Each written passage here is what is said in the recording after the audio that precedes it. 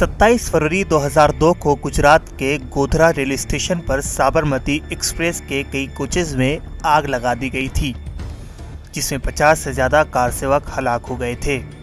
इस सानहे के बाद गुजरात के कई इलाकों में मुस्लिम कुछ फसादात फूट पड़े और बड़ी तादाद में पूरी रियासत में मुसलमानों को निशाना बनाया गया।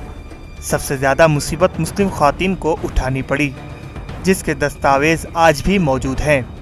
इसके पहले कुछ नहीं था। 2002 के बाद फसादात के बाद दोनों समाज को अक्ल आ गई है और उन लोगों ने अपने अपने काम धंधे शुरू कर दिए, अपना सनत शुरू कर दी और मुसलमानों ने ख़ास तौर पर अपना पैसा जो था वो बच्चों की तालीम के पीछे खर्च किया।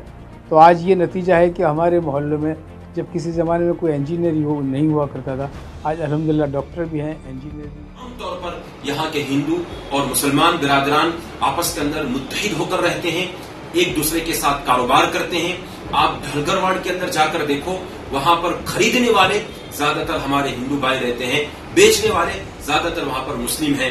मानिक चौक के अंदर देख लो या फिर लाल दरवाजे के अंदर देख लो, तमाम लोग आपको कोई भेदभाव नजर नहीं आएगा। इस हैबतनाक फसादात के 17 साल गुजर चुके हैं। अब अहमदाबाद ही नहीं बल्कि पूरे गुजरात की ख्वातीन खुद कफील हो गई हैं और मर्दों के शाना बशाना खड़ी हैं।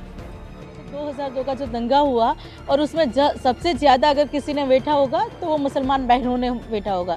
मुसलमान बहनों के साथ बलात्कार हुए थे, घर से बेघर हुई थी, जिंदा जला दिया गया था, उनके बच्चों को मार दिया गया था। उसके बावजूद भी आज मुस्लिम महिलाएं कौमी एकता की बात कर रही है, हिंदू लोगों के साथ मिलके उनके त्यौहार मना रही है। अहमदाबाद शहर पहले से एक कौमी हारमोनी के लिए जाना जाता है। बस शहर बसाएगा जो उसी वक्त एक दुआ हुई थी कि ये क़यामत तक आबाद शहर रहेगा और उसके मातहत कुछ बीच में 1985, 92 और 2002 में कुछ फसादात हुए, लेकिन उसके बाद कंटिन्यूअसली एंड कॉन्स्टेंटली अभी लोग एक दूसरे के साथ हिल मिल के रहते हैं।